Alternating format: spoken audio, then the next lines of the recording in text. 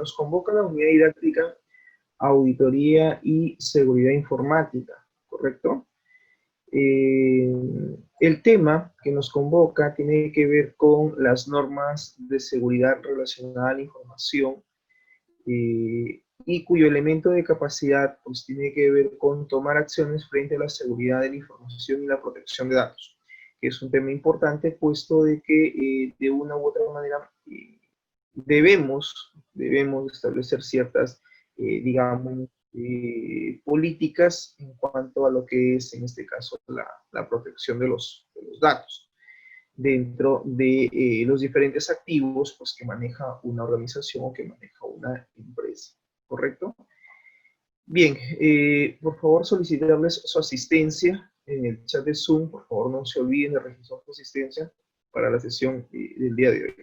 Nuestra actividad de aprendizaje es la número 15, es decir, estamos prácticamente ya a puertas de terminar nuestro semestre académico y solicitarles en ese sentido, por favor, la semana 17, es semana de evaluación.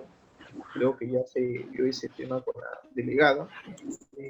Solicitó que elijan ustedes un tema y de acuerdo a ese tema se va básicamente a hacer una serie de intervenciones, ¿correcto?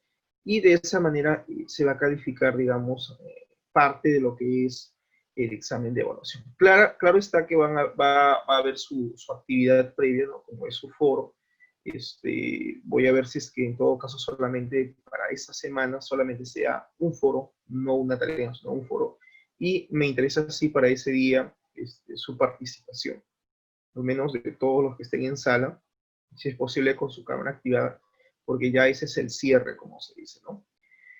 Bien, dicho esto, entonces vamos a continuar. El tema, entonces, tiene que ver con la normatividad peruana relacionada a la seguridad de la información. No obstante, cuando hablamos de normatividad y hablamos de seguridad de la información, es primero hablar, tenemos realmente que hablar primero de cuál es el método de análisis y gestión de los riesgos de la seguridad de la información. Porque para poder plantear, para poder definir, para poder establecer una política o una normativa de seguridad, lo que tenemos que hacer primero es hacer un análisis, identificar cuáles son los riesgos a los cuales estamos expuestos y en función a esos riesgos podemos nosotros plantear las políticas de seguridad y los controles que debemos aplicar dentro de una organización. Es decir, es importante hacer primero un análisis de cuáles son estos riesgos a los cuales nos podrían estar expuestos nuestros activos de IT, tanto a nivel de hardware como de software, y en función a esos riesgos, pues haremos un análisis, lo primero lo identificamos, tenemos una identificación de esos riesgos, y luego que lo identificamos, pues hacemos un análisis. Y claro, cuando dice gestión de los riesgos, significa que tenemos que gestionarlos en el sentido que tenemos que clasificarlos, que tenemos que estructurar y definir cuáles son esos riesgos y probablemente incluso hagamos nuestra matriz de vulnerabilidad de impacto. Dado que en la matriz de vulnerabilidad de impacto yo puedo medir, digamos, cuál es la probabilidad de que ocurra cierto riesgo dentro de la empresa y de qué manera tratarlo, de qué manera evitarlo, de qué manera solucionarlo, ¿correcto? En algunos ejercicios anteriores, o ejemplos anteriores, creo que fue el caso del BCP, les mostré una matriz, que era la matriz de, en este caso, de evaluación de riesgos. Así que por favor revísenlo para que de ahí se puedan ustedes guiar. Entonces, una vez que tú has identificado estos riesgos y los has analizado, pues lo que tenemos que hacer es evitar de que estos, digamos, se den en el tiempo dentro de la organización. Pero, claro está que estos riesgos se tienen que identificar previa identificación de los activos. Es decir, primero yo tengo que naturalmente haber hecho un inventario de todos los activos de IT que tiene la empresa y en función a esos activos tengo yo que haber identificado cuáles son, pues obviamente, las posibles amenazas y si es que esas amenazas existen, no son solucionados, pues me pueden conllevar a ciertos riesgos y esos riesgos son los que yo tengo que gestionarlos y identificarlos, clasificarlos, estructurarlos, gestionarlos, por así decirlo, para en función a ello poder yo plantear ciertas políticas de seguridad. Entonces, que quede claro que las políticas o las normas de seguridad que tú quieras implementar en una organización va a depender primero de la gestión de riesgos que estés haciendo. Va a depender de la identificación y el análisis de cuáles son los posibles riesgos a los cuales se podrían estar expuestos dentro de la organización con respecto a los activos de IT que está manejando. ¿Ok? Entonces, Tacas dirá, profesor, entonces lo importante que yo debo de hacer cuando voy a una organización y más aún si voy a trabajar en el área de sistemas, es básicamente hacer un reconocimiento de los activos de IT. La respuesta es sí. Esa es la respuesta acá, Tacas, efectivamente. Lo que yo tengo que hacer aquí primero es hacer una identificación, un reconocimiento de cuáles son los dispositivos, los equipos de hardware, qué tipo de sistemas de información es lo que cuenta la empresa o los que tienen. Existen sistemas ERP, existen sistemas de escritorio, existen sistemas web, existen sistemas o aplicaciones móviles. Si es así, si ese es el caso, de repente existen soluciones de tipo BI, de tipo Business Interest, ¿ok? Si ese es el caso, entonces la pregunta sería, pues bien, ya hice un reconocimiento de los sistemas de información que maneja la empresa. Tienen sistemas también RP, sistemas CRM, y bueno, en función a todos esos tipos de sistemas de información que existen y que tiene la organización, pues yo los tengo que clasificar, los tengo que, digamos, inventariar, poner en una tabla, estructurar y decir, muy bien, esos son los activos a nivel de software que tiene la organización. Punto uno. Punto dos. Ok, ahora yo como especialista tengo que ver qué equipos o qué dispositivos a nivel de hardware tiene la empresa. Entonces, de repente, por ahí Sandra dirá, profesor, eso va desde la identificación de una impresora. Sandra, no solo desde una impresora, desde sus computadores, servidores, laptops, no sé, lectores de código de barra, cámaras de seguridad, cámaras de videovigilancia, un data center, todos los equipos, dispositivos a nivel de hardware que existan dentro de una organización, pues también son considerados activos de TI, activos de tecnologías de la información. Claro que están en una clasificación que nosotros le ponemos la etiqueta de hardware. Es decir, son equipos y por lo tanto también son activos de la organización y tengo que identificarlos y clasificarlos. Entonces, lo primero que tienes que hacer es un reconocimiento de cuáles son los activos de TI que tiene la organización, que tiene la empresa, y clasificarlos. Eso a nivel informático. Para una organización, de repente, su activo valioso también es su personal. Algunos incluso también ponen al personal como parte de sus activos. Ya, ese punto es discutible. Ese punto, digamos que lo podemos discutir en el sentido de que, bueno, sí, podría ser como que, bueno, no. En realidad, yo no pondría a las personas, porque las personas, sí es cierto, son los stakeholders, los empleados que trabajan en la empresa. Pero ojo que yo estoy haciendo un reconocimiento de activos de TI, bien claro dice, de TI, de tecnologías de la información. Bueno, si la empresa quiere, puede considerarlo, pero en realidad me sobra y me basta con la clasificación que yo haga a nivel de hardware y software. En realidad, eso es. Profesor, si la empresa tuviera de repente, me dirá Tacas, algunos archivos o ficheros físicos de sus facturas, de sus ventas, de sus guías de remisión, de los contratos de conexión de internet, de repente que tiene Concurred, ¿no es cierto, Tacas? Y eso está archivado en folios y existe pues de repente, no sé, un estante que hay más o menos un promedio de 5 a 6 files, y cada file tiene en promedio algo de, voy a exagerar ya, un promedio de 100 contratos, por decir. Entonces tú multiplicas, ok, son 5 files a 100 contratos, wow, estamos hablando de cuánto, estamos hablando más o menos de 500 contratos en promedio, sí, pues son 500 contratos que no están digitalizados, es decir, es información física. Profesor, pero eso también es un activo. Claro que sí, es un activo porque la información es el activo más valioso que tiene una organización. Eso ya lo hemos dicho, eso ya lo hemos hablado.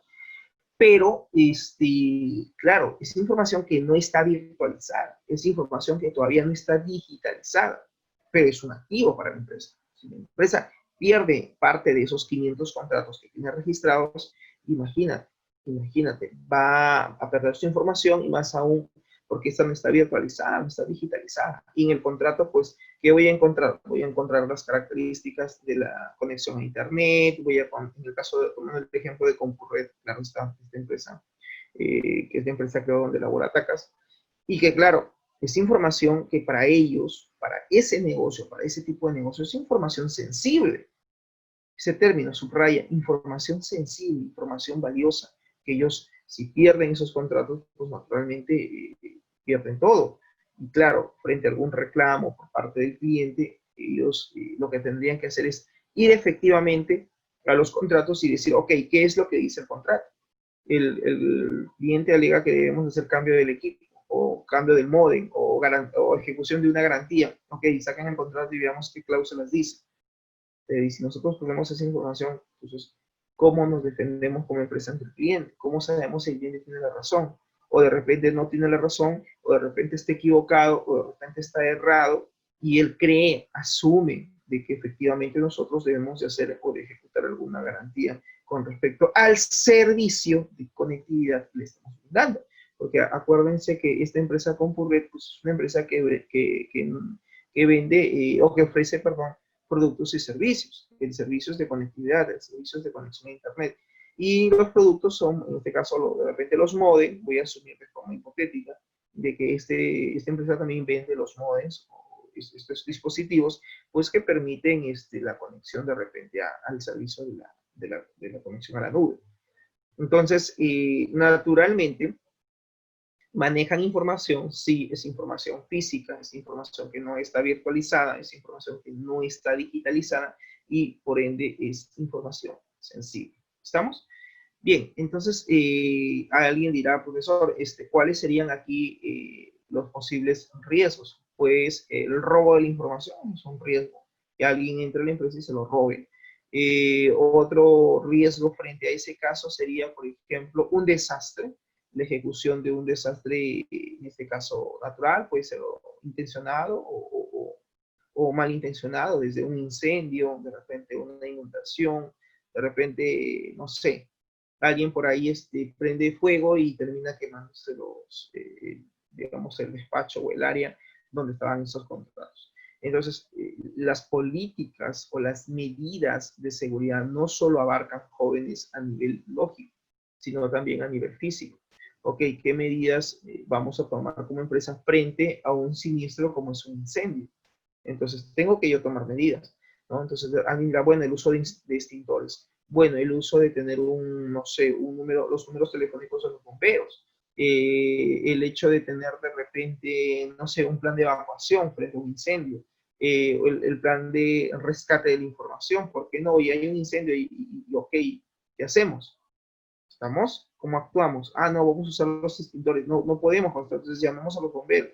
Ok, pero uno como empresa lo que tiene que salvaguardar, más allá de esa información, es las vidas. O sea, las personas que no mueran, obviamente, ¿no? Pero claro, para esto también hay otras medidas de seguridad, como por ejemplo, pues que estos documentos estén en una zona donde, por ejemplo, no hay humedad o porosidad para que no se deterioren, que donde se encuentre este estante, pues no haya ninguna conexión eléctrica cerca, de repente para que estos no se puedan quemar con facilidad, qué sé yo, o sea, habría que hacer un análisis también de la infraestructura de la empresa y ver de repente otros detalles que también suman al momento de plantear o de elaborar un plan de evacuación, por ejemplo.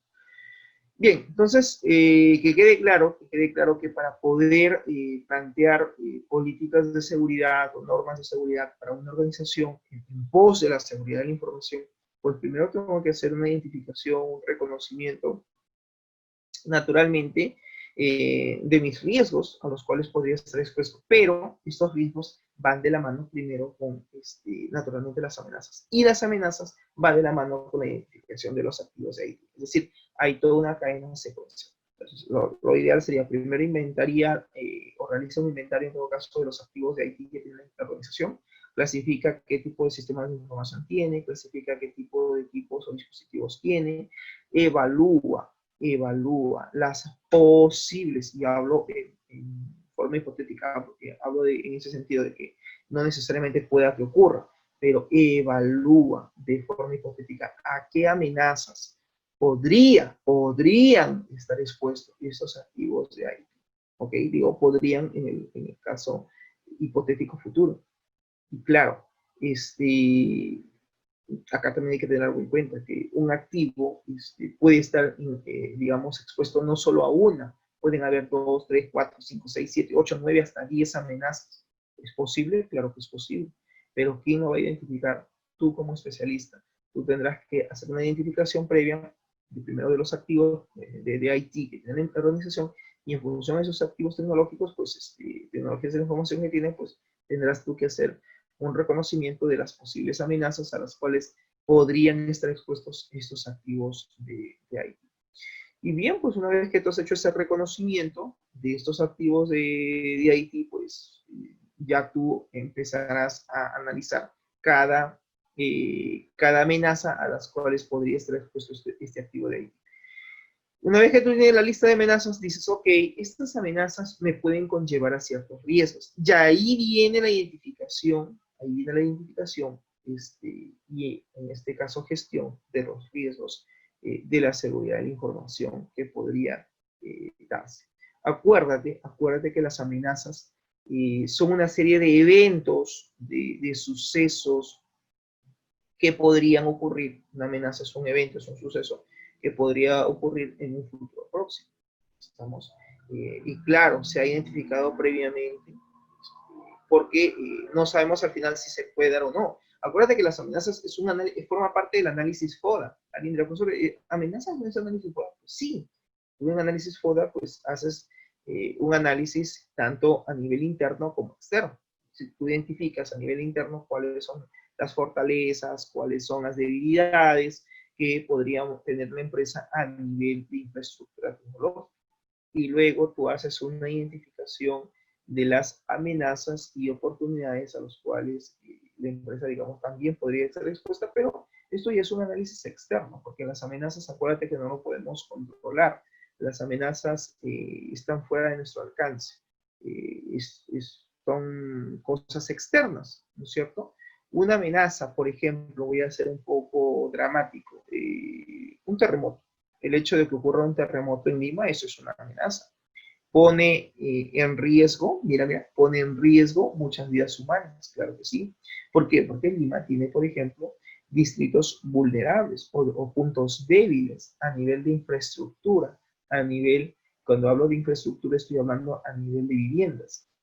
Hay distritos, generalmente los distritos populares, donde viven personas que naturalmente pues han tratado o han visto la manera de construir una vivienda, que probablemente muchas de ellas no tengan, digamos, o no hayan tenido una asesoría técnica a nivel de construcción.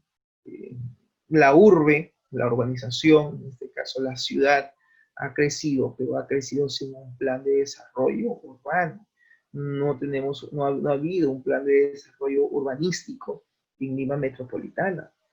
La gente ha construido sus viviendas, como se dice, van a disculpar el término, a la buena de Dios, ¿correcto? Ok, mira, acá hay una invasión, están vendiendo terreno, listo, compro. Y tú te vas a ver, de repente es un cerro, o es de repente, qué sé yo, pues, una colina, creo que el término cerro es lo que usamos aquí en Perú. Es un cerro, de repente, un cerro que es muy pedregoso. ¿Qué significa pedregoso? Que es un cerro que está lleno pues, de rocas. Y de repente muchas de las rocas no están enterradas lo suficientemente profundas en el cerro, simplemente están puestas. Y claro, nadie las mueve y se ven que están ahí ancladas, semi-ancladas. Y claro, la gente que hace, pues construye sus casas en las faldas de estos cerros, ¿no? Es más, pican al cerro, tratan manera de ganarle espacio al cerro. Algunos pues queman llantas, ¿no? Y tratan pues de, digamos, de hacer espacio, picar y poder poner una vivienda. Claro, la amenaza como tal es un terremoto. Entonces, ocurre un terremoto, lo primero que va a hacer es de la parte superior del cerro, ¿cierto? Se va a sacudir producto del movimiento telúrico y probablemente las piedras que se encuentren aquí alrededor al hacer el movimiento, pues obviamente se van a desplazar y podrían terminar, en este caso, dañando más de una vivienda. Y lo peor y lo más triste o lo más catastrófico es la pérdida de las vidas humanas, más aún si son niños, más aún si son ancianos. Entonces, ¿Cuál es la amenaza? Pues la amenaza es, en este caso, el desastre natural que ocurra, que en este caso viene a ser un terremoto. Esa sería la amenaza, ¿no? Un terremoto. ¿Cuál sería el riesgo? Pues la pérdida de las vidas humanas, la pérdida, por ejemplo, de infraestructura de las viviendas. ¿Me dejo entender? ¿Se entiende el ejemplo? Entonces, tengo la amenaza y tengo los riesgos. La amenaza es el evento, el suceso que podría ocurrir, como por ejemplo en el caso del terremoto.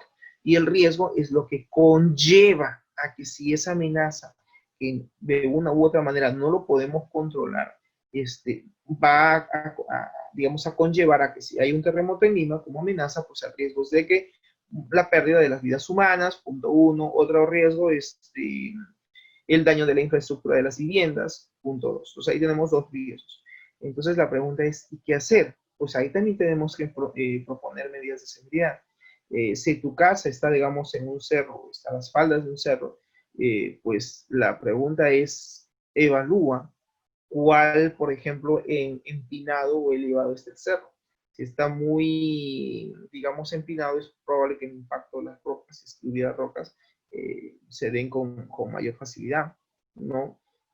Profesor, coloco más bases, coloco más columnas. Eso no sirve, porque la fuerza en la naturaleza suele ser muy violenta. Un ejemplo que lo hemos visto fue la amenaza al desastre natural. No sé si ustedes recuerdan de un huaico, creo que fue por allá por Santa Eulalia, hace ya muchos años atrás, no sé si recuerdan. Creo que fue por aquí por Ñaña, corríjanme si me equivoco.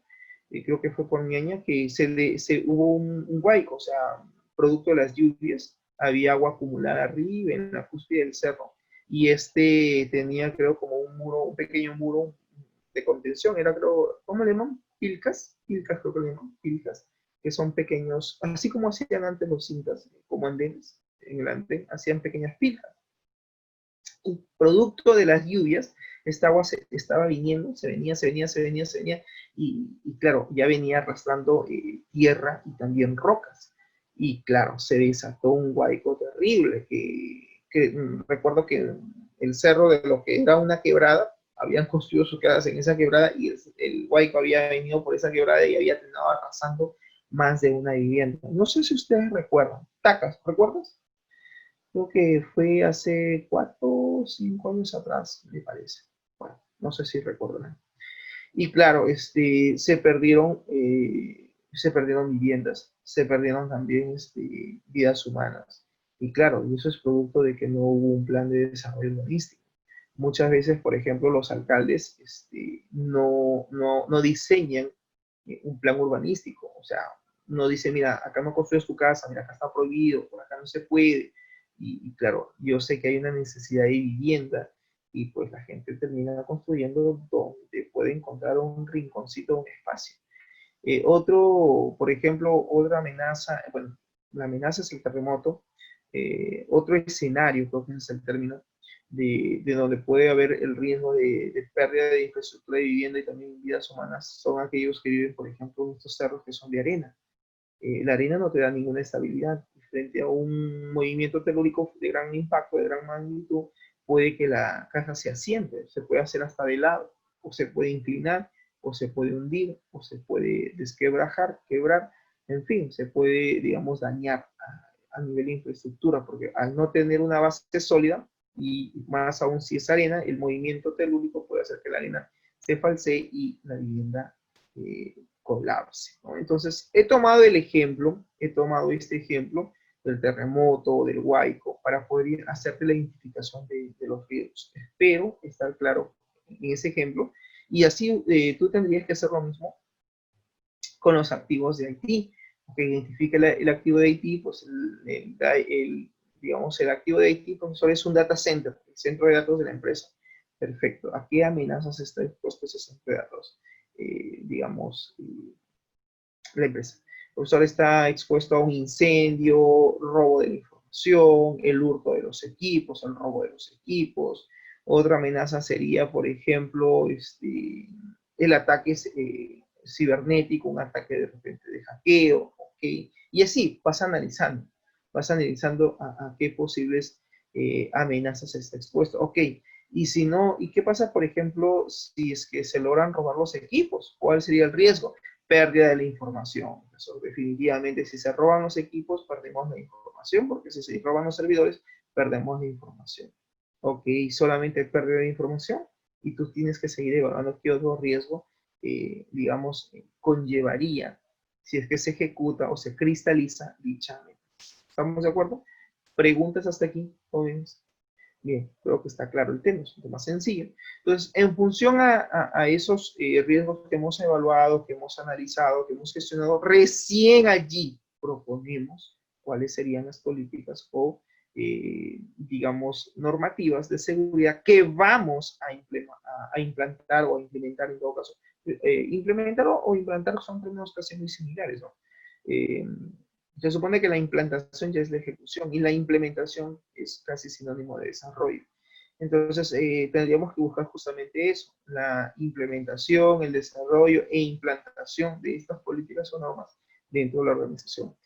Aquí también hay un factor importante que tiene que ver, por ejemplo, con la concientización del usuario. Los usuarios hay que concientizarlos, hay que capacitarlos y decirles, miren señores, está prohibido hacer tal cosa, tal cosa, tal cosa. ¿Pero por qué? Por esto, por esto, por eso. Tienes que también explicar, ¿no? Las políticas o medidas de seguridad, por ejemplo, a nivel de sistemas que eviten el tema de hackeo, el tema de descarga de malware, pues es un servidor proxy. El servidor proxy es, digamos, una medida muy radical porque va a ser un bloqueo, un proxeo de ciertas páginas web a los cuales los usuarios no se les va a permitir el acceso porque existe contenido malware, existe de repente en esa página contenido de virus, de troyanos, de spearwares, en fin, que de una u otra manera pues pueden atacar a la red de la empresa, puede atacar a los equipos. Entonces, como el usuario, por más que se le ha dicho, no toma conciencia y sigue entrando a esas páginas, pues la medida más radical es aplicar un proxeo de página y de la manera que cada vez que ellos quieran entrar a su página favorita, simplemente le diga error o que la página no cargue, ¿no?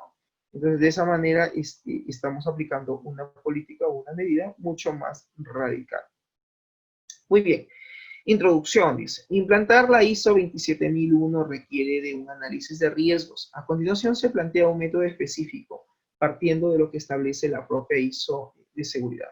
El objetivo de realizar un análisis de riesgos es conocer el nivel de riesgos de los sistemas de información para ser, por lo menos, dice, conscientes de la realidad de la empresa. Pues sí, y lo voy a subrayar, el análisis de riesgos es fundamental porque justamente me va a permitir conocer cuál es el nivel de los riesgos dentro de los sistemas de información que maneja la empresa. Por eso es fundamental, es clave esta parte.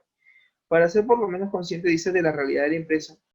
Y de hecho, el certificarse con la normativa, en este caso ISO 27001, no dice que la organización sea pues la más segura, pero dice que sabes lo que dice que sabes lo seguro que es y dónde tienen los riesgos. Claro, porque con una certificación ISO se supone que la empresa tiene estructurado cada uno de sus procesos de acuerdo a esa normativa y se supone que todo está muy bien gestionado.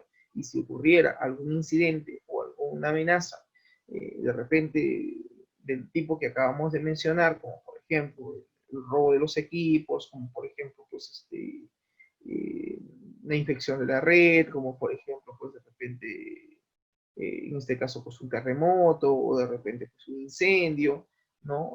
O de repente pues un hackeo al servidor, en fin, las diferentes amenazas o vulnerabilidades a las cuales podríamos tener puesta, pues debemos tener un plan de acción, ¿no? Y cómo vamos a actuar frente a ese evento o suceso que se está dando. Se supone que en la normativa ISO, pues hay una serie de puntos que tenemos que considerar para poder, digamos, contrarrestar esos riesgos a los cuales podríamos vernos expuestos, ¿no?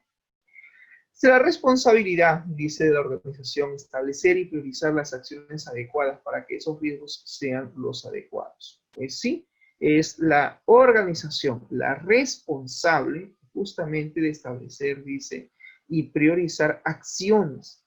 Y ahí está el detalle. Lo que nosotros tenemos que hacer es proponer acciones que sean adecuadas para que estos riesgos sean tratados también de forma pertinente, de forma adecuada, ¿correcto? Muy bien, finalmente dice, el análisis de riesgos es una herramienta de gestión para identificar el estado de seguridad y priorizar las mejores o las mejoras, en este caso, oportunas. Y voy a subrayar todo esto porque me parece interesante y aquí engloba toda la definición de lo que es análisis de riesgos. Dice, el análisis de riesgos es una herramienta de gestión. O sea, el análisis de riesgo que tú hagas debe de ser una herramienta para tu gestión, que te permita identificar, dice, el estado de la seguridad y ver de qué manera puedes tú priorizar o mejorar ese nivel crítico de seguridad que está viviendo la empresa o que se está dando en la organización, ¿correcto? Muy bien, este método de análisis de riesgos de seguridad pasa primero por la identificación y valoración de los activos. Y es lo que yo te decía en la introducción de la clase el día de hoy. Es decir, claro, lo primero que tú tienes que hacer es identifica, clasifica, haz una clasificación, una identificación, una valoración incluso de cuáles son los activos que tiene la organización. El primer paso del análisis de riesgo, dice, es establecer qué es lo que tenemos dentro del alcance, o sea, qué es lo que tenemos dentro de la organización y tratar de abarcar toda la empresa, que puede ser incluso excesivo, así que limitar a un área o departamento puede ser al inicio una buena idea. Claro, tú de repente dices, profesor, si yo quiero hacer un análisis de riesgo de toda la empresa, porque tiene varias áreas, eso sí me va a llevar tiempo. Ok, empieza por un área, por lo menos, o departamento, que tú consideres que es, digamos, primordial, urgente, necesario hacer el análisis de riesgos. Entonces, el análisis de riesgos consiste básicamente, primero en establecer cuál va a ser el alcance que vamos a abordar a nivel de políticas de seguridad. En este caso, dice el concepto, una buena idea puede ser primero empezar por un área o un departamento. Ok, voy a tomar el área del propio, el área de sistemas. Vamos a hacer gestión de análisis de riesgos para el propio área de soporte técnico o análisis de sistemas, porque somos nosotros los responsables de salvaguardar la información y términos activos de IT que tiene la organización. Ok, empecemos entonces por nosotros mismos, en evaluar cuáles son nuestros riesgos, en identificarlos, en valorarlos y a medida que vayamos mejorando, perfeccionando esta gestión de riesgos, lo podemos replicar a las demás áreas de la organización hasta llegar a su alcance global o general de toda la organización. ¿Ok? Bien, a la hora de identificar los activos, podemos hacerlo siguiendo dos principios. Dice. Primero, identificando cada elemento como un activo. Vamos a ver cómo es eso. Dice, identificando cada elemento como un activo. Ese es un principio. El segundo principio es, dice, identificando los servicios de TI como activos. Es decir, los servicios de IT que brinda la empresa, digamos, a sus distintas áreas que puede tener o puede albergar según su organigrama, pues esos servicios que ofrece la empresa o la organización a las demás áreas, debemos de visualizarlo como si fueran un activo más. Es decir, profesor, el servicio que ofrece, entonces, que se ofrece en una organización también debe ser considerado como activo. La respuesta es sí. Veamos a qué se refiere cuando dice identificando cada elemento como un activo. Por ejemplo, dice, cada firewall, cada switch, cada computador, cada servidor de base de datos, cada servidor virtual, cada servidor de aplicación, lo podemos considerar como activo y establecer relaciones de dependencia entre cada uno de ellos. Es decir, ok, todos estos equipos son hardware, ¿correcto? Sí que son elementos o dispositivos que tiene la organización. Pues bien, eso es un activo. Es un activo de TI, ¿correcto? Y ahora yo tengo que analizar, ¿y qué dependencia hay entre el servidor de la base de datos y el servidor de aplicaciones? ¿Guardan relación? ¿Hay dependencia entre ellos? Y alguien me dirá, sí, porque obviamente el servidor de aplicaciones, las aplicaciones que no son otra cosa que el código fuente, están de repente todos los archivos que conforman el sistema actual que tiene la empresa, pero el servidor de la base de datos es clave también porque ahí tenemos pues el gestor de la base de datos, tenemos la o las bases de datos que tiene la empresa, y no sé si en algún momento el servidor de base de datos se comunica con el servidor de aplicación, puede que sí, al momento que ejecuta de repente los backups o las copias de seguridad. Ok, entonces esos dos equipos son elementos, en este caso, son activos, son elementos de un activo de IT. Entonces, ahí yo tengo que hacer justamente eso, una identificación de cada uno de los distintos elementos, dispositivos, equipos que tiene la organización y considerarlo como un activo tecnológico, ¿correcto? La identificación de los servicios de IT como activos, pues aquí lo que debemos hacer es identificar conceptos claves o conceptos base, como por ejemplo las comunicaciones internas que existen dentro de una organización, ¿no? Como por ejemplo, ¿quién me brinda el servicio de conectividad, el servicio de conexión a la nube? Pues los switch, en este caso un router, en este caso un firewall, son estos servicios que poseen estos equipos y que realmente me permiten la conectividad a la nube o la salida al internet. Así como también el servicio de correo electrónico o el servicio de mensajería, eso también es un activo. En vez de un servidor de correo, como por ejemplo el servidor Exchange o un servidor físico. Entonces, estos servidores pues son obviamente ya elementos físicos, ¿no? Como por ejemplo el servidor de correo también es una máquina, es un equipo donde se supone que ahí están las cuentas de correo electrónico configurado de los distintos usuarios que tienen una empresa, una organización.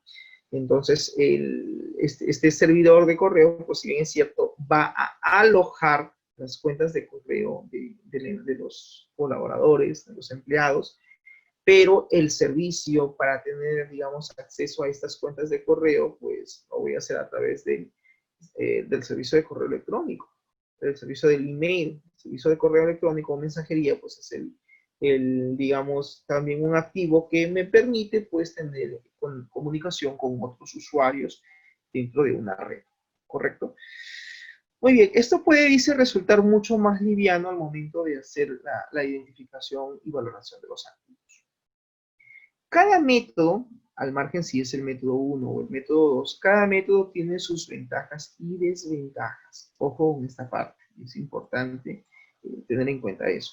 Es aconsejable, dice, utilizar primero la identificación de los servicios de IT, dado que lo que buscamos es ser consciente de dónde tenemos que priorizar y en función a los riesgos detectados. Y lo voy a subrayar porque me parece súper interesante.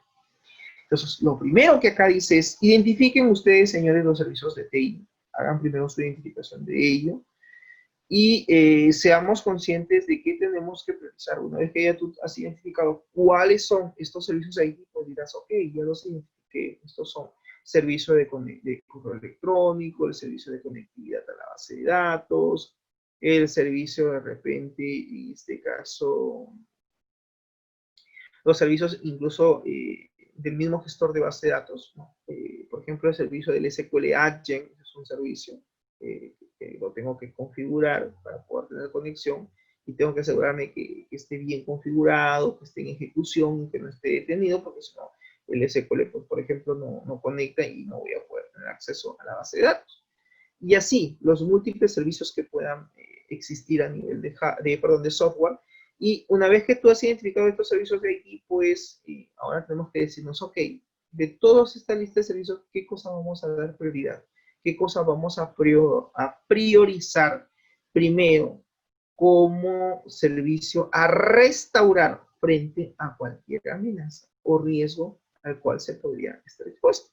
Ok, una vez que tú has hecho ya esa, digamos, esa identificación, esa priorización de estos servicios, y hay que ser consciente y decir, ok, en función a qué riesgos los hemos detectado, ¿no? O sea, ¿para qué? Para poder, pues, hacer una gestión, un tratamiento adecuado de estos riesgos, ¿no? Muy bien, la identificación entonces de los servicios de IT como activos facilita, dice, mucho al negocio, a la empresa, a la valoración de cada activo. Resulta más fácil, dice, valorar cuánto vale el servicio de correo electrónico que valorar por separado cada uno de los elementos que lo componen. Como recomendación es la de establecer una relación entre activo y los elementos que la componen. Ajá, y aquí vamos a subrayar. Dice que debemos de establecer la relación que hay entre el activo y el elemento que conforman, digamos, en este caso, el servicio tecnológico, porque estamos hablando de la identificación de los servicios de IT. Estamos como activos. Entonces, resulta mucho más fácil hacer una valoración de cada activo, ¿correcto? Y dice, resulta más fácil valorar cuánto vale el servicio de correo electrónico que valorar por separado cada uno de los elementos que lo componen.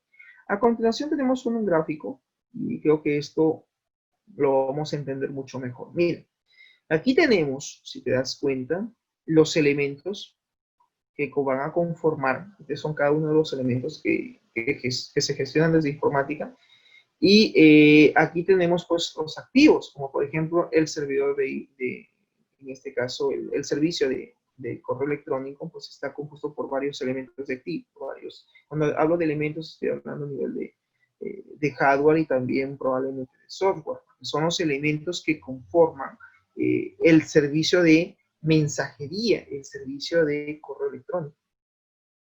Aquí, por ejemplo, para que el servicio de correo electrónico funcione, pues yo tengo que identificar cuáles son estos elementos, como por ejemplo el servidor front, el servidor back, el exchange, el sistema operativo, que en este caso se tiene que instalar o que tiene instalado el servidor en este caso de exchange, por ejemplo, el sistema operativo Windows 7, podría ser un Windows 8, podría ser un Windows 10, sí, claro que sí. Así como también la base de datos que naturalmente pueden tener conexión en este caso con el SQL Server como programa, como software, que también podemos configurar y que, claro, va a interactuar justamente con el servicio de correo electrónico. Profesor, no me queda claro eso. ¿A qué se refiere? Pues acuérdate que en SQL Server tú puedes configurar alertas, puedes configurar tareas, puedes configurar una tarea que automáticamente cada cierto tiempo se saque una copia de seguridad de la base de datos de la empresa y que se notifique vía correo electrónico a un usuario o se notifique vía correo electrónico al DBA, al Database Administrator. Diga, muy bien, se ha procedido a realizar la copia de seguridad de la base de datos tal el día de hoy, fecha 10 de septiembre a las 00 horas. ¿Ok? Y está enviando el correo de forma automática.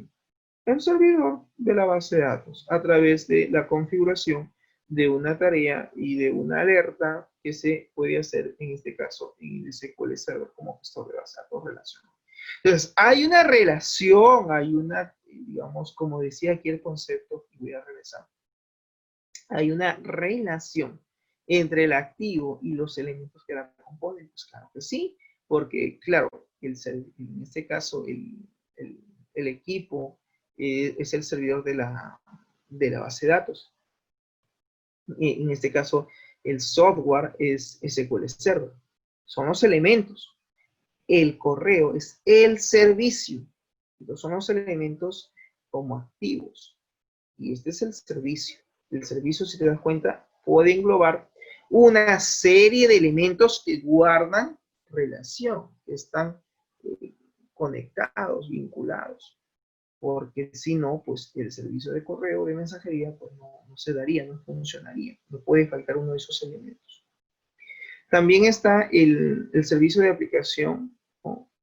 Como por ejemplo, pues aquí tenemos como elemento un servidor de app, la aplicación propiamente dicho, probablemente el sistema operativo, bueno, en este caso están tomando como ejemplo a Red Hat Linux, que es la competencia de Microsoft, y por ejemplo están utilizando una base de datos de Oracle, por decir. Entonces todos estos elementos conforman que el servicio de aplicación esté en funcionamiento. Entonces hay una cohesión, hay una relación entre ellos y no puede estar expuesto a ninguno de estos elementos a ningún riesgo. Y ahí vienen las políticas de seguridad. ¿Estamos? Muy bien, aplicando la norma ISO 20000, de esos los activos son los propios servicios y los elementos los que la conforman en este caso, ¿correcto? Identificación de amenazas y vulnerabilidades. Vamos a ver. Dice, el siguiente paso en el análisis de riesgos es identificar las amenazas. Y hablábamos nuevamente, ¿qué cosa es una amenaza?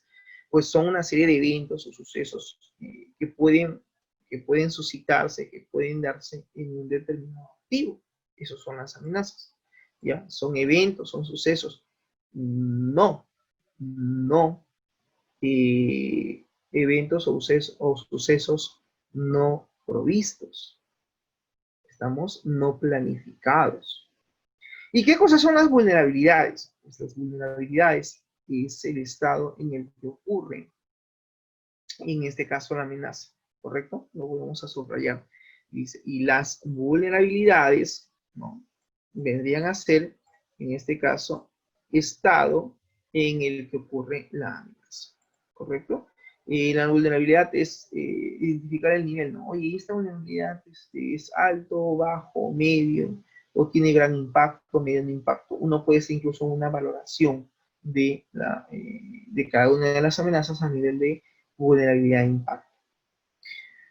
Muy bien, se ha hecho, bueno, existe una leyenda, una clasificación con respecto a ciertos términos, por ejemplo, S de servicios, D de datos o de información, SW de aplicaciones, de software, de sistemas, HW tiene que ver con hardware, COM tiene que ver con redes de comunicación, SI tiene que ver con el soporte de información, AUX tiene que ver con el equipo auxiliar, L tiene que ver con instalaciones, IP tiene que ver con personal. Sí, se maneja siempre una leyenda cuando uno va a hacer identificación y valoración de activos. Podemos hacer un cruce, dice, de la tabla del tipo de activo con estos activos definidos de forma que los entienda el negocio. Sí, aquí por ejemplo ya le están dando una ponderación, un valor, en este caso numérico. Dice aquí el valor de 1 al 5 por cada dimensión de seguridad y 0 sería en el caso carece de interés. Claro, cuando es 0 es porque carece de interés. Bien, tenemos entonces una ponderación que se le ha dado. Tenemos en este caso los servicios, ¿sí? Los servicios de TI como es el correo electrónico, email. Y como tipo de activo que conforma o que da nacimiento al servicio de mensajería o correo electrónico, pues su tipo de activo es a nivel de software, a nivel de hardware, a nivel de soporte de sistemas de información como servicio. El servicio de aplicación, en este caso también tiene un tipo de activo, está también dentro de lo que es la clasificación de servicio, de los elementos de software, de hardware y del soporte de información a los cuales tenemos que brindar apoyo, ¿no? Con toda esta información ya podemos hacer el cruce y tenemos por cada activo sus amenazas y vulnerabilidades. Una tabla con bastantes filas, pero que debería ser algo parecido a esto. Acá hay un ejemplo. Tenemos el activo, correo electrónico, como activo de servicio de TI. Ojo con eso, Julio. Se le ha dado un valor. ¿Cuál sería la amenaza? La amenaza es los errores de los usuarios. Sí, podría ser una amenaza eso, ¿no? Los errores que puede cometer un usuario a nivel de activo, en este caso a nivel del servicio de correo electrónico.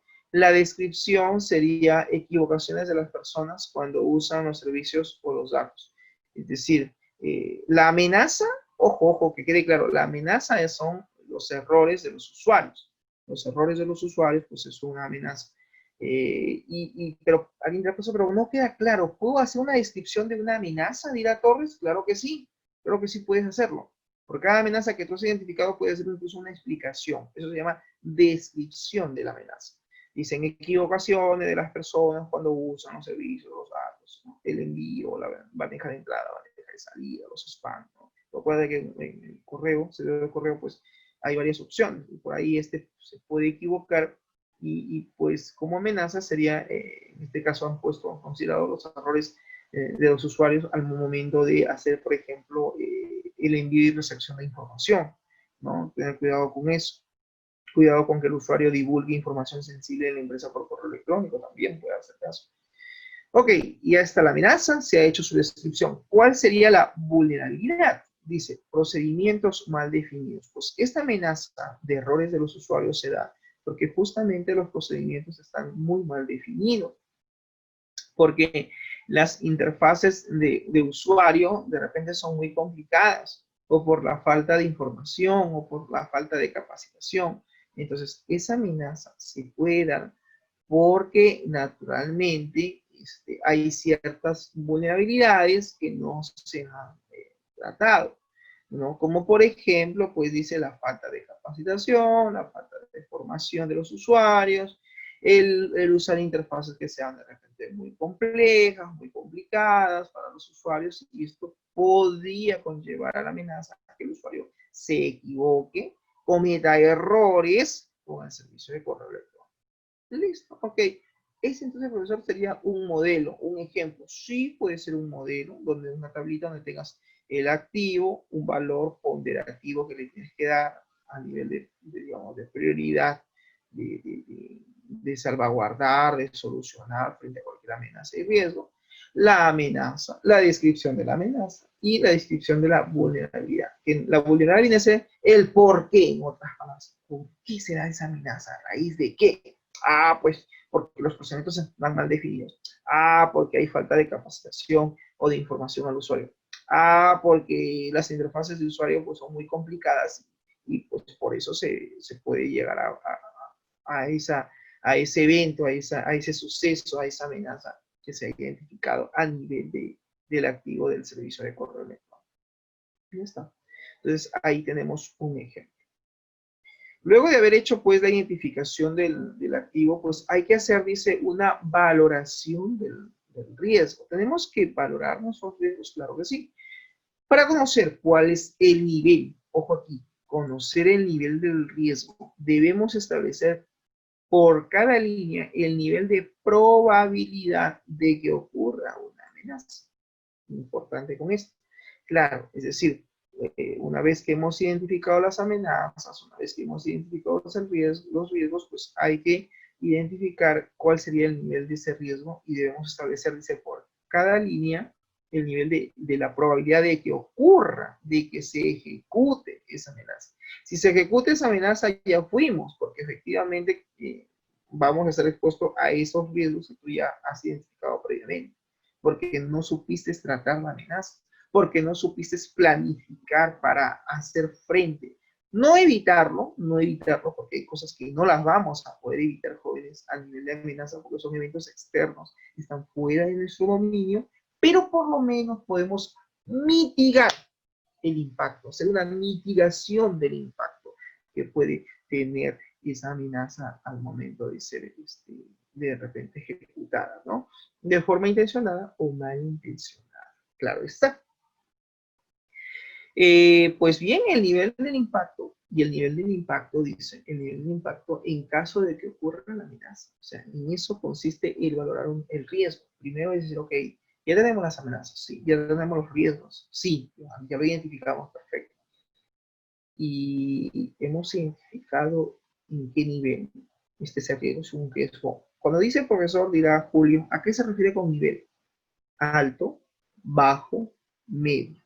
Ese es el nivel. Tengo que darle una valoración al tipo de nivel. Es un nivel, el nivel de riesgo, profesor, que podemos estar expuestos es muy alto con respecto a tal amenaza que no sea tratada en su momento, porque podría desencadenar que estemos expuestos a tal riesgo y describes cuál es el riesgo. Entonces, la valoración, la ponderación que le estás dando es de riesgo alto o muy alto. ¿Eso quién lo va a dar? Ustedes como especialistas. Ustedes van a dar esa valoración. Ok, y pues lo otro es, dice, evaluar también el impacto, el nivel del impacto que podría tener en la empresa si es que logra a cristalizarse, a ejecutarse dicha amenaza. ¿Ok? Es recomendable, dice, establecer criterios que sirvan de orientación y sobre todo valerse de la experiencia. Y esto lo vamos a subrayar porque consideramos que es importante. Debemos de establecer, dice, ciertos criterios que sirvan de orientación, que puedan orientar en este caso a nosotros como especialistas y, claro, naturalmente la experiencia que tú tengas en este tema de gestión de riesgos, de amenazas, de seguridad informática, va a contar, cuenta mucho. ustedes como desarrolladores, profesor, de repente ir a Tacas, me están enseñando, recién empecé a programar en Android, ok, ¿y cómo fue tu experiencia, Tacas? Y mira, bueno, profe, al inicio como que estaba media perdida, me fue ese día, ¿no? Pero a medida conforme ya iba viendo los tutoriales, me iban explicando, iba viendo el material, me hizo recordar, profesora, mi lenguaje Java, porque yo sé que Android maneja el lenguaje Java y también tiene el lenguaje XML, ¿no? Entonces, al inicio como que no me gustaba, estaba de repente así, ¿no? Guardaba cierta distancia con el lenguaje. Pero, profesor, como tengo ya experiencia a nivel de programación, como ya yo manejo mi algoritmo, tengo claro, mi lógica de programación, manejo mi lógica de programación, manejo mis técnicas de programación, porque yo sé crear procedimientos, funciones, clases a lo largo de los 5 ciclos. Entonces, eso me ha servido para poder asimilar el lenguaje de programación de Java a nivel móvil, a nivel de programación móvil, a través del software de Android Studio. Entonces, he podido superar tranquilamente el proceso de aprendizaje y bueno, ya estoy programando aplicaciones móviles. Perfecto. ¿De qué te has valido? Del nivel de tu experiencia.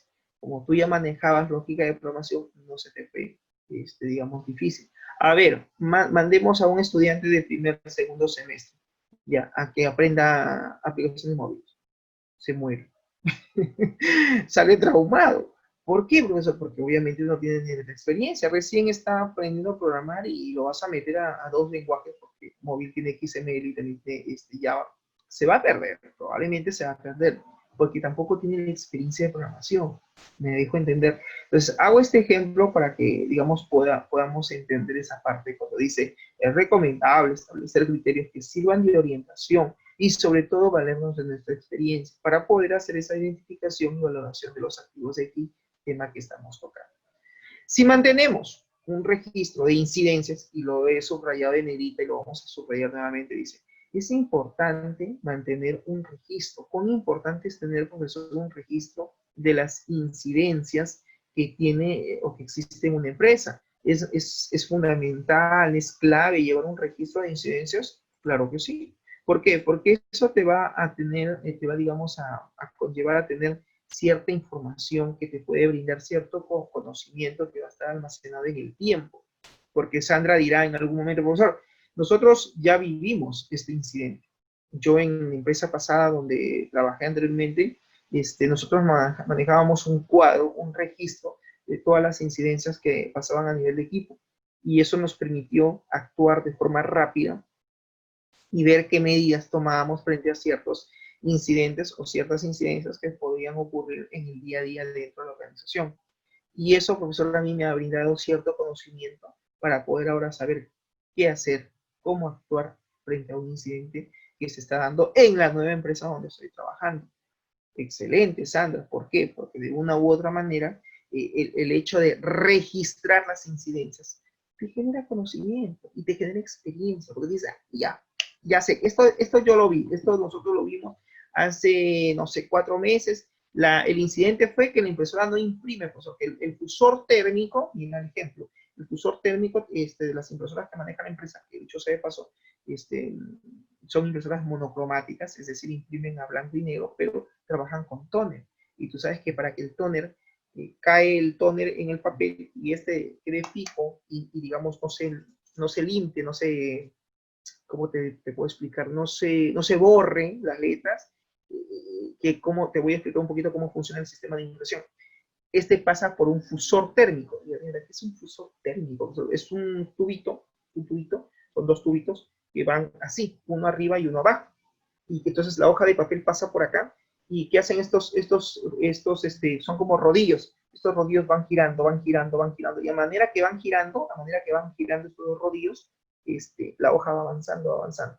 Y el tóner que ya pasó, esto es fusor, son fusores, están a alta temperatura, están quemando. Tú no lo puedes tocar con la mano, si es que desconectas la impresora, porque te quemas. Entonces, estos fusores, el sistema de impresión que hace, los calienta, los pone a una temperatura tan alta que conforme van girando los rodillos y ya la hoja pasa con el tóner, que claro, ya cayó a través del sistema de impresión, va dibujando las letritas, este fusor lo que hace es jala la hoja y en lo que va jalando, le va dando calor, como están quemando, hacen que se impregne las letras y finalmente pues termine asentándose la impresión. Y cuando sale la hoja, pues sale la hoja casi calientita, semi calientita, pero ya está fijo, o sea, ¿qué te digo? Ya se fijó la impresión, ya quedaron las letras impregnadas. Tú le pasas el dedo y ya está impreso. Te cuento, cuando yo trabajaba en Latinet del PBSA, me llamaron 2 veces en la misma empresa. Bueno, voy a mencionar el nombre porque estamos en videoconferencia, pero era una tienda que se dedica también a vender, a comercializar productos tecnológicos.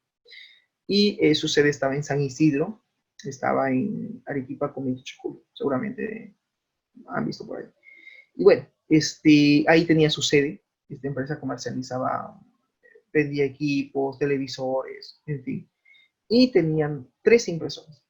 Y llaman un día, por el servicio de soporte de helpdesk.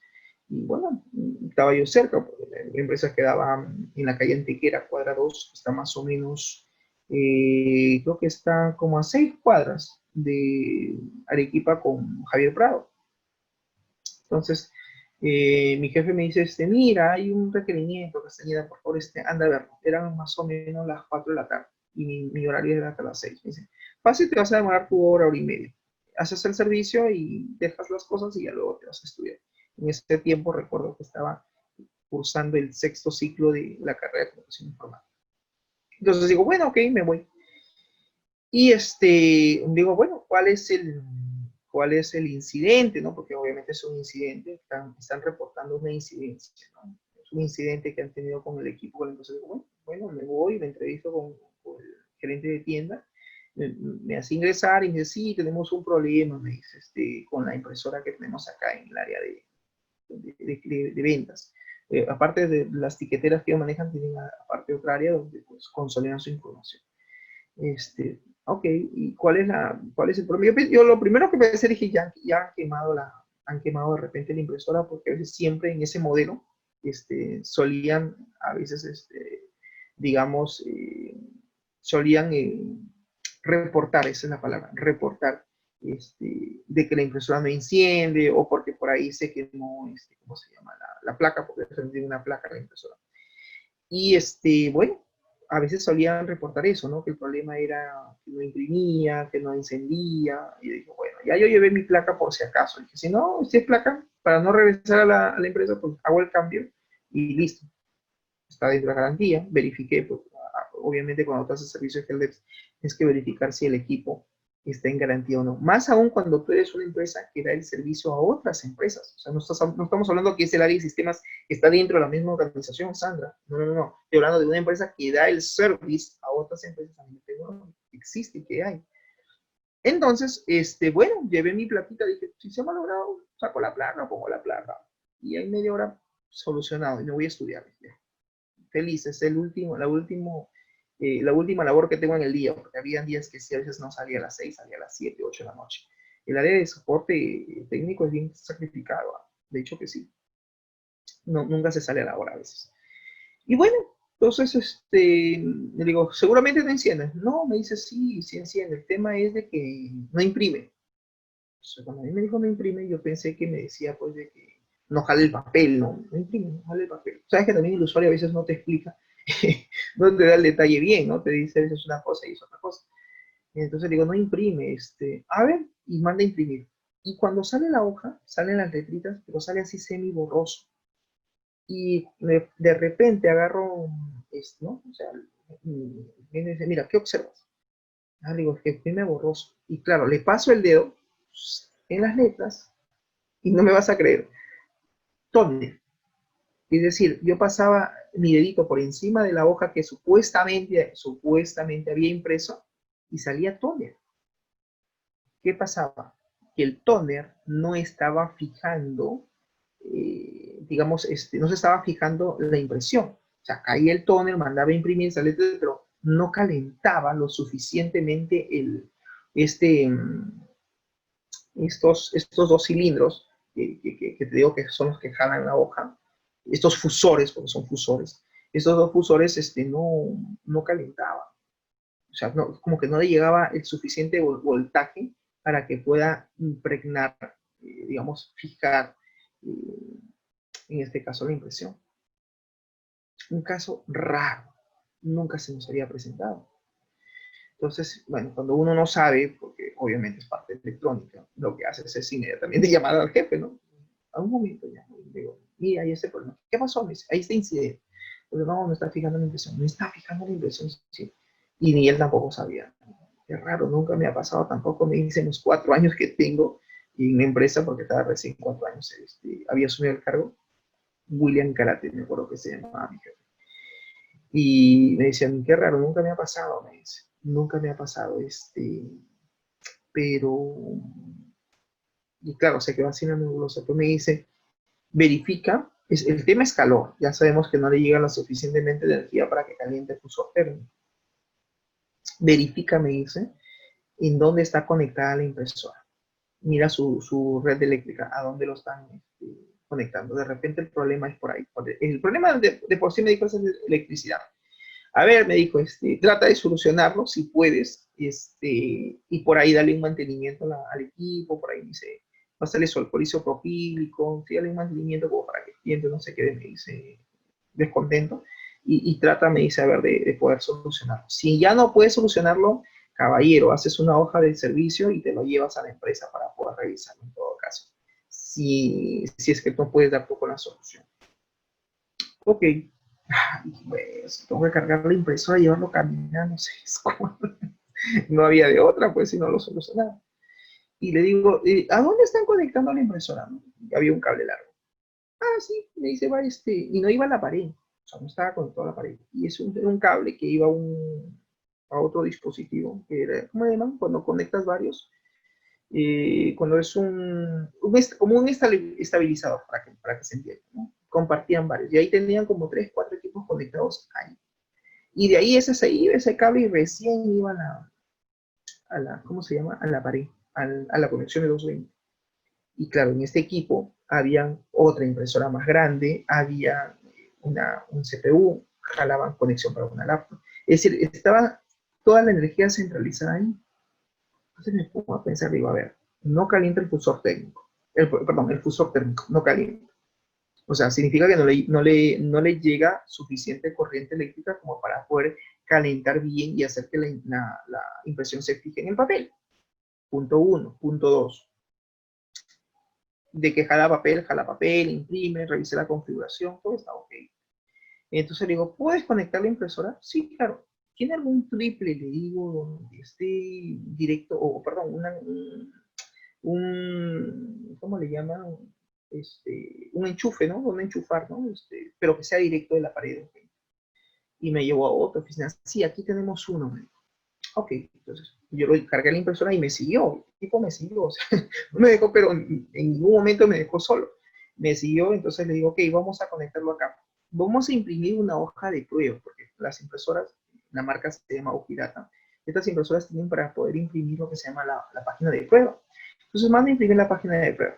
Mandé la primera, como que salió la hojita, pasé el dedito y como que se borraba de forma técnica, pero ya quedaba la impresión. Entonces digo, sí, parece que ya. Y yo lo seguíamos con el dedo, ¿no? No, pero todavía está, me dice que poquito de esto, de polvo de tono. Digo, vamos a mandar la segunda, la tercera, la cuarta, como 5 hojas. Las 5 ya como que imprimía, pero le faltaba, salía un poquito el polvito del tono. Y le digo, voy a darle un mantenimiento, déjeme, la voy a destapar. Si usted se queda conmigo, le digo, voy a hacerle una limpieza de los cursores, todo, y mandamos nuevamente a imprimir. Me quedo mirando como dudando, ¿no? Bueno, ya, pues desarmé, esa que estaba caliente, metí mi alcohol isopropílico, esperé unos 10 minutos que se enfríe y le empasé el alcohol. Y créeme que todo el fusor estaba negro, lleno de polvo de tóner. Entonces había que hacerle un mantenimiento, no había de otra. Limpiar los fusores, limpiar la bandeja, todo, de tal manera que todo esté ok, todo limpio, los LEDs. Más o menos me demoré como media hora. Volver a ensamblar todo, poner los tornillos y todo lo que eso implica, ¿no? Y bueno, te estoy contando mi experiencia.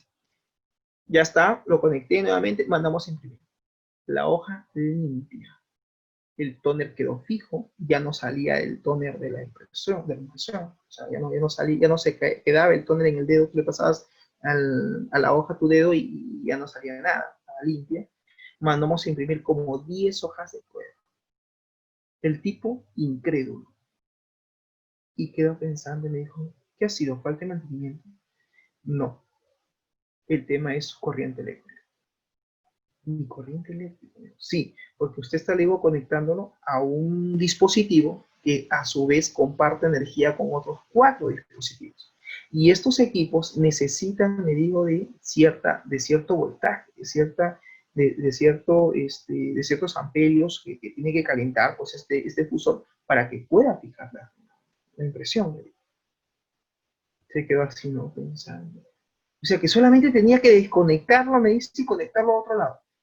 Sí, o en todo caso, le digo, cambie su instalación de ahí, ¿no? Póngase un punto más de energía, le digo, ¿no? O sea, un enchufe más, no haga puente, porque el hecho de quitarle energía, hacer puente, en la supresión baja la caída, le digo, de la energía. Se quedó pensando, miró, okay. Bueno, me dijo, a ver, trabájelo, le digo, si no, en todo caso, aquí por ahora, manda a imprimir acá, de repente vía Wi-Fi, porque también tenía la opción de poder configurarlo, y bueno, ya no usaré el cable, pues, ¿no? O sea, no el cable de la PC a la, no, tendrá que hacerlo de forma remota. Y ya, pues tuve incluso que configurarle una para que quede contento. A ver, por favor, configura. Y ya, pues mandaban a imprimir. Claro, seguramente mandaron, porque no había, en esa oficina, pues no había ni mesa, estaba en el suelito y mandaba a imprimir. Pues, acondiciona lo que digo, lo conecta y ya está. Entonces, una cosa tan simple que no estaban con el error, ¿no? Ellos ni ellos sabían, era simplemente porque no estaba, le hice sincero que no estaba la impresora inicialmente ahí, la habían mudado a esa área y claro, no encontraron otro punto de energía eléctrica y dijeron, pero acá tenemos un triple, conéctala ahí y mándala. Pero claro, porque esa marca es un poco especial con sus equipos. Entonces, bueno, eso al final nos sirvió a nosotros como empresa. ¿Por qué? Porque, y acá viene lo que es subrayado, nos generó un conocimiento. Un incidente, como el caso de que no imprimía, la impresora monocromática no imprimía por falta no era por falta de tóner, sino porque el fusor térmico no calentaba lo suficientemente a raíz de que no le llegaba la energía eléctrica completa a ese dispositivo. Entonces no hacía que los fusores calentaran lo suficiente como para que puedan fijar la impresión. Primera experiencia que tenía la empresa con esa impresora y que inmediatamente tuvimos que tomar nota. Ok. Sí, aunque tú no lo creas, no teníamos nada digitalizado, no había todavía un sistema, el sistema fue después que les dejé, pero era un sistema de control de asistencia y planilla de pagos, pero sí en un Excel, por lo menos, empezábamos a mejorar, ¿no? Y sé que este jefe le digo, vamos a hacer un registro, un Excel para poner todos los tipos de incidentes que se reportan y ver qué medida de solución estamos dando, como si fuera una bitácora. Entonces, cada incidente que teníamos en nuestra hoja de servicio lo detallábamos, porque después nos íbamos a la empresa y en el Excel lo trasladábamos y teníamos como nuestra bitácora. Al final, ¿qué estábamos haciendo? Generando conocimiento a través de las distintas incidencias que se nos reportaban a nivel de equipos de impresoras, porque eso era una empresa que básicamente comercializaba impresoras y servidores, y eso nos servía como un registro digamos, de incidencias que ocurrían. Nos generaba conocimiento porque describíamos cuál era el incidente y también describíamos cuál fue la solución o la medida que se tomó para solucionar ese incidente. Y eso al final quedó como un registro para la empresa. Creo que se llegaron en los 8 meses que estuve con ellos, más o menos se llegaron a generar algo de 60, de 50 a 60 incidentes, más o menos. Claro, no todos hechos por mí, porque trabajaba con otro técnico, y entre ambos lo que iban reportando, lo íbamos registrando, ¿no? Aquellos incidentes que estaban registrados simplemente ya no. Por ahí hacíamos una retroalimentación en la solución, ¿no? Solución 1, solución 2, ¿no? Como para poder tener alternativas de solución. ¿Qué se hizo frente a ese incidente? ¿O qué características se presentaron? ¿No? ¿Qué situaciones se presentaron? Y al final eso nos generó conocimiento. Bien, jóvenes, entonces el análisis de riesgo, el objetivo del análisis de riesgo justamente es eso, es priorizar. Priorizar dice a la hora de valorar lo más sencillo, que tiene que ver con el valor del activo y la probabilidad y el impacto, y lo vamos a subrayar. Entonces, no se olviden que el objetivo del análisis de los riesgos es eso, es priorizar, es darle valor al activo y es darle la probabilidad y también ver, en este caso, la probabilidad y el impacto de que pueda ocurrir. Para eso debemos darle una ponderación numérica del 1 al 5, para poder de esa manera saber de qué manera es que se está dando, ¿no? Y incluso acá hay una fórmula que tenemos que aplicar, que es la fórmula más sencilla. Dice, el riesgo es igual al valor del activo, al valor que te les dado, multiplicado por la probabilidad y a su vez la multiplicación del impacto. Es decir, multiplicas la probabilidad del impacto, eso te da un resultado y eso se multiplica por el valor del activo. De esa manera se determina el nivel de riesgo, ¿ya? Como fórmula. Siendo 1 el mínimo y el máximo de 3.125. Aquí tenemos un ejemplo, mira, voy a aumentar un poquito el zoom.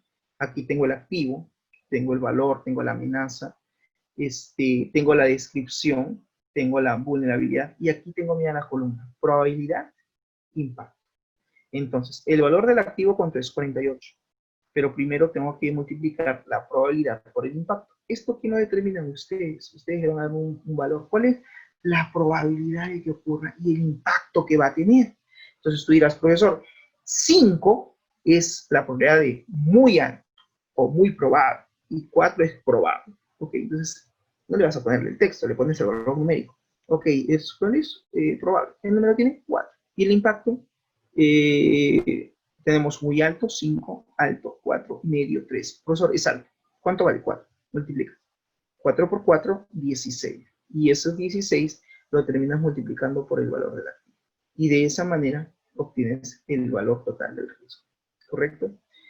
Bien, jóvenes, por ahora me voy a quedar en este punto. Revisen la plataforma. He publicado, ojo, he publicado toda la norma peruana de seguridad. Es bien amplio, por eso que no he querido sacar resumen. Lo he descargado tal cual. Es la última versión que se ha hecho aquí en Perú desde el 2014. Revísalo. Está toda la norma completa, jóvenes, completa. No he querido sacar ningún resumen porque es bien extenso y dije, no, mejor se los doy la norma completita para que ustedes lo vean, lo revisen y digan, ah, ok, estas son las normas de seguridad, ah, estas son las políticas de seguridad, ah, así lo debo de aplicar. Ya, revísalo, por favor. Y hay otro PDF que explica también ya la aplicación de esta norma, como un ejemplo. Entonces, tienen bastante material para esta sesión. Revisen, ¿no? Lo he hecho con la intención de que aprendan. Está ahí el material en la plataforma. Y eso sería todo de mi parte. Nos vemos en la siguiente hora. Listo. Gracias por su atención. Chau, chau.